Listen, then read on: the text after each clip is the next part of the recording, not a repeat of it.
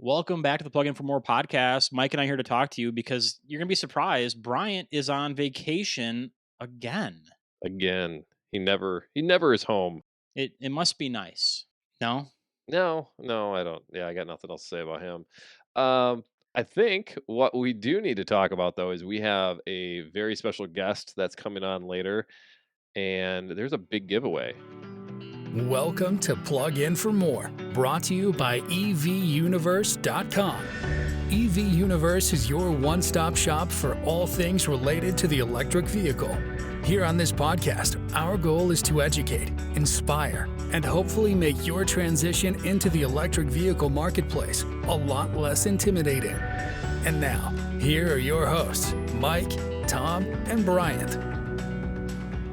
I mean, we don't need to be super secretive about it because it is within the podcast, Mike, but Shakaya Cooper, who is a program associate with Generation 180. Generation 180 is a nonprofit national organization that's really geared towards uh, trying to foster a mindset towards sustainable energy. And part of it is EV adoption. So they spend a lot of time working with a different group of stakeholders, trying to educate and inform and following a lot of the same message that we do here at the podcast as well. Yeah, I mean it's a great conversation. Can't wait for everyone to listen to it.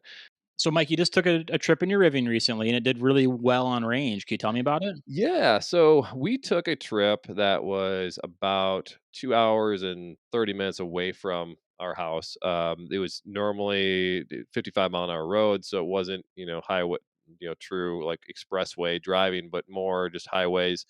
And then got to our destination, took another hour and a half just driving around town, doing different errands and that sort of thing, and then came back another 2.5 hours. That whole trip is about 340 miles or so as far as what we drove. And before the trip, and we're used to Teslas, and Teslas typically will overstate their range a little bit. You'll get in, and then it'll say, you've got X number of miles left, and then as you start going and you drive normally, you'll see that starts dropping a little bit until it gets to a steady state. But it's really never going to give you the full amount that you expect it to, and that's really something that's frustrated my wife and I over the years. With the Rivian, however, we put it in conserve mode, which is the eco-friendly, get the most range mode for Like, that vehicle. eh, if I could, is that synonymous with the Kia EV6 and old man mode? Is that the same thing? Not necessarily, just a Oh, okay. little bit, but it's two-wheel drive versus four-wheel Gotcha. drive, and it's still, like, almost 400 horsepower, so no, it's not really old man mode, but, Okay. Well, um, Bryant's not here to defend himself, so I he's an know, easy so let's target. just yeah, it's definitely better than old man mode. However, what I will say with this trip is we put it in conserve mode, and the vehicle showed about 345 miles of range when leaving our house. We got a 345 miles of range. Then as we rolled into the driveway, I still had another Wow. 30 miles or so. And so it did really, really well. We were a little bit worried that with all that driving, we were going to have to find a place to charge. We wouldn't, make it back in time, just because we were a little bit short on the time for the afternoon. But that thing overperformed really, really well. I was careful on how I was driving, but it wasn't anything out of the norm. I Hmm. wasn't just sticking exactly, at the speed limit every moment of my day, and I wasn't taking off from stoplights very, very slowly. So again, just very, very impressed with that car or that truck, and the headlights. They looked awesome the whole time. Tom, I know you're a big fan, so I want to make sure you are aware of. They looked good the whole trip. I am skeptical of that, but I'm happy for you. Well, I appreciate that. So thank you. Other big news is the continued NACS adoption. It's huge news. More and more manufacturers have signed on. So originally we looked at Ford and GM, and now it's just gone to Polestar, Volvo, which is a parent company, kind of a parent company.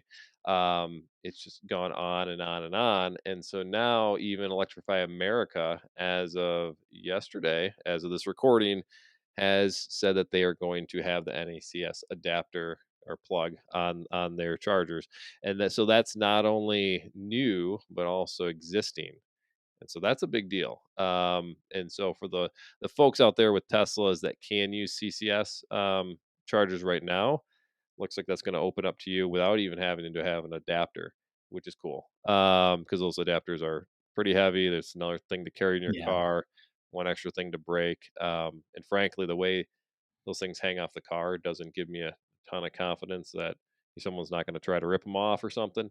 So, yeah, I mean, I think it's a really, really good thing. It just opens up the whole network for more and more people. I'm excited. One thing I will say, and Tom, I'm curious on what your thoughts are on this and what the manufacturers are going to do. But with the charge ports being in different locations on all these different vehicles, that's going to get kind of messy unless there's longer cables for these chargers, because you've got Tesla, which is on the driver's rear quarter, and then other vehicles like the Rivian's on the driver's front quarter. And to make that work, you're going to either be blocking a lot of these charging stalls how they're currently configured, um, and making some people angry, especially as more and more people use these superchargers. So I think that's going to get kind of interesting over the next little bit here once this actually gets rolled out. Most of these manufacturers are saying not until the spring of 2024 Right. will they have that. And it looks like there's going to be adapters that come out that get sold, Hmm. and I'm betting these adapters are gonna have a long cable that will Okay. allow it to work. If not, it's gonna be a weird traffic jam at these chargers. And I'm not sure how big of a difference it makes because I imagine pulling into, say, a supercharger with my Mach E, where my charging port is on the front driver quarter panel. So I'm just going to pull in nose first as opposed to the Tesla that's backing in. I mean, Well, if yours is on the front corner or the driver's front corner, yeah. which that's like a same thing as a Audi e-tron, and some others. Because the on the current superchargers the cables are so short, you would actually have to pull in to the right stall, and you'd be blocking another stall. Oh, okay. So Yes, I see what you're saying. Yeah. yeah, so unfortunately, and this is the same thing with the Rivian, where that thing is at, you'll be charging, Mhm. not just taking up one stall, you'll be taking up two, because you'll have the Yeah. one that you're plugged into and of course blocking another one. So yeah, it'll get interesting. And I guess maybe that changes with time too, or maybe they give a little bit more length of cord, and maybe there's just a little bit wider areas, kind of like you think a gas station. You've got plenty of cars that the gas filling is on the driver's side, someone's on the passenger side. Like it's all people figure it out. Yeah, I think again, I think like from a process standpoint, the only way I can see it really working in a short term by the spring of 24 is if they do a longer adapter, Yeah, because they to change 12,000 supercharging cables in 6 months or 8 months, that's going to be tough to do true. just logistically. Yeah, So, of course. but yeah, big news. I mean, I think that should make a lot of people really, really happy. You're listening to the Plug In for More podcast. If you're looking for information on electric vehicles components, or information on how to reduce your carbon footprint, look no further than evuniverse.com. evuniverse.com is your one-stop shop for all things related to electric vehicle. Shakaya, welcome to the show. Can you tell us about your role with Generation 180 and what exactly you're doing? Yes, thank you for having me, Tom. So I have been with Generation 180 for about a year now. I work closely with our program director, Stuart Gardner, and we really focus on EV adoption and accelerating that. And so we do it in many ways. We work with an EV ambassador network group, which can make up EV owners, EV curious individuals, EV advocates. We really focus on that consumer education. And so adding those real life human element stories to the conversation. It gives that opportunity for individuals that may be in the market to transition to EVs, Hmm. may not be in the market just yet, kind of on the fence. It gives them that opportunity to kind of sit down with individuals and really ask questions that you may not get to ask at a dealership or you may not get to ask of a car manufacturer. And so we're really pushing that narrative and working on getting everyone to make that transition to EVs, especially individuals that drive. Cool. Now, Generation 180 is a nonprofit organization, and Yes. as a whole, what is their mission and their goal? Yes, so we are actually a national nonprofit, and our mission is to inspire and equip individuals to take action on clean energy. And we definitely lean into um, working on shifting the current climate narrative, right? So generally, that's doom and gloom, and we move away from that doom and gloom to one of Gotcha. those like clean energy actions by helping give people tools and information to take actions in their homes and communities. And so those can look different for everyone um, across the board. So, Shakaya, what type of things is Generation 180 trying to do to achieve these goals that they have? Yes, so we lead two national education campaigns that focus on accelerating electric transportation and solar to help address the biggest sources of climate harm and emissions. And so our work is really rooted in myth busting and positive storytelling and equipping individuals as clean energy ambassadors. And so, for example, I know I spoke about my Electrify Your Ride campaign. And so that's really working to speed up the EV adoption by educating people about the benefits of driving electric. And so we do definitely believe in the power of people. And we also empower EV owners to become ambassadors in their communities. And so, for example, this past spring, we had a comedian that works with our climate comedy cohort group, which is with our comms team. And he did a fun kind of real type of video, and it's called Breaking Up with Your Mechanic. And the example that it's pushing is that once you transition to an EV, you no longer have to do those oil changes, or you no longer have to Mm, go in as often for repairs on the car because it's very minimal moving parts in the car once you have transitioned to an electric vehicle. And it was really funny because he's like on the phone and talking to his mechanic, and he's saying, like, this has been a great relationship for 20 plus years, but I'm no longer going to see you as often. And the mechanic's like, I'll see you next month for your oil change. And he's like, no, you won't see me for oil change. Because it's just things like that, or instances like that, you just no longer have to do once you've transitioned to an EV. okay. And what kind of feedback are you guys getting?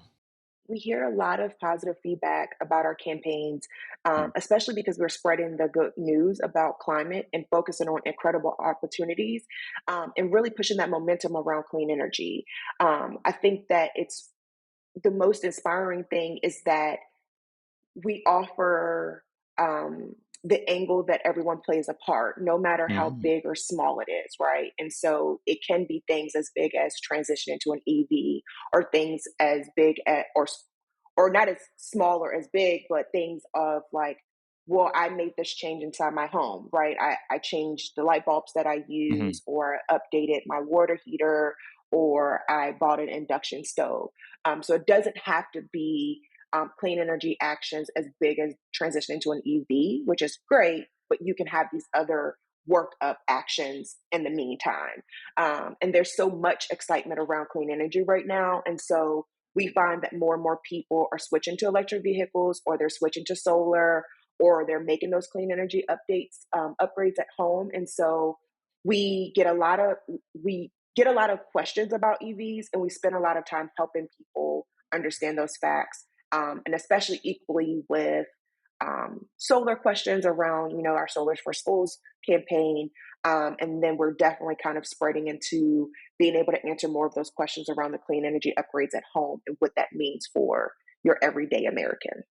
Good stuff, Shakaya. Now, can you tell me about your journey towards EV ownership and where you're at in the process? Yes, definitely. So I don't currently own an EV just yet, but once I'm in the market to purchase a new car, my next car will be an EV. So I actually have signed our Going Electric pledge, which is super exciting, and I can tell you a little bit more about that. It's a national pledge, And essentially, it's for individuals that are pledging that their next car or truck will be an EV. And you don't have to buy it tomorrow. You don't have to buy it 2 months from now or even 5 years from now. Just whenever you're in that market to purchase an EV, in that market to purchase a car, your next car will be an EV. And so that's kind of where I am in my journey. Is I see a lot of like brands out there that I'm super interested in. And so when I'm in the market to buy one, I'm kind of I got a little wish list, right? Like this is my top car, and then this is a backup, and this is another backup if that doesn't work out. So I'm definitely excited, and even more excited to see even more brands come out in 2024. Cool. Well, what is your top car? I kind of like the Range Rover that's supposed to come out in 2024. Yeah, I'll give you Yeah. that. That's a good one. I just was worried you were going to say Rivian with those goofy headlights. I don't know if you listen to our No. podcast at all, but I always make fun of Mike and his Rivian and his goofy headlights, and he's not here to No. defend himself for this, so I just wanted to throw that in there real quick. No. Um, but no, they're all good trucks. Yes. Cool. And then one thing I'm aware of that I've entered for it, but there's a F-150 Lightning giveaway coming Yes. soon. Tell us about Yes. that. So the National Going Electric Pledge overall is exciting, but the most exciting component is that when you sign the Going Electric Pledge, you are entered into a sweepstakes for a chance to enter and win a Ford electric F-150 Lightning. And one of the things that's been really exciting this summer since we launched it in May was that we partnered with Reverb and the Dave Matthews Band. And so we've been able to take this concept on a summer tour with them and really just share information and encourage people to sign the National Going Electric Pledge, especially because the Dave Matthews Band is doing 42 concerts across the country. So since it is national, we're being able to hit a lot of those states that we may not, otherwise hit before. And so really just getting that word out there about the pledge. Great. So now if someone wants to enter to win the F-150 Lightning and go and do your pledge, where can they find you guys at? The website is goingelectricpledge.org. And that's how they can get there and sign the pledge. There is opportunities to get additional entries. So once you sign the pledge, that initial entry, then you can do things like share it on social media, share it with your family and friends, and those get you additional entries. So definitely sign the pledge. It's happening now until September 30th. Perfect. And for our listener, I'll make sure that we've got that link in the show notes of this episode. So it'll all be there and it'll be on our socials as well to share. Shakay, I really appreciate you taking the time to sit down with us or sit down with me and talk about Generation 180 and the vision you guys are bringing. And I think it's something that aligns nicely with the podcast, and wish you guys the best of luck with what you're doing. Thank you. Thank you. Would like to give you a chance to plug Generation 180 one more time with socials, website, make sure that the listener is getting all the info they need to find you. Yes, definitely. Thank you. Our website is generation180.org. And, before we go, just one more reminder, sign that National Going Electric Pledge. You have until September 30th. And that website is goingelectricpledge.org as well. So definitely check us out and learn about other programs we have and other fun things that we're going to have in the works for the summer and into the fall. Great. It was so nice to meet you, and thank you for joining. Thank you. Thank you for listening to Plug In for More. Make sure you subscribe so you don't miss any future episodes. In the meantime, check out the one-stop EV marketplace, evuniverse.com. Until next time.